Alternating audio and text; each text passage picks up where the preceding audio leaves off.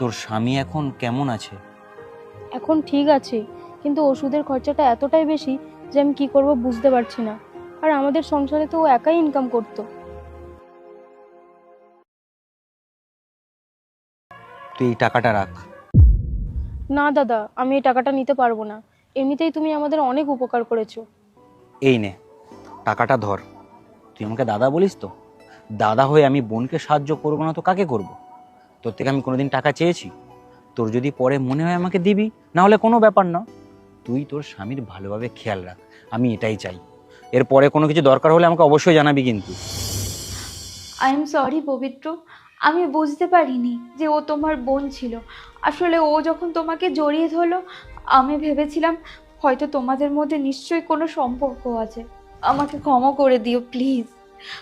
আচ্ছা, আমাকে একটা কথা বলো, তুমি এই সব কিছু আমার থেকে কেন লুকিয়ে গেলে? আমি এই জন্যই তোমাকে জানাইনি। আমাদের ব্যাংকে যে এফডি ছিল সেটা আমি ভেঙে দিয়েছি ওর স্বামীর চিকিৎসার জন্য। আর এটা শুনলে তুমি হয়তো অনেক কষ্ট পাবে, সেই জন্য আমি তোমাকে কিছু জানাইনি।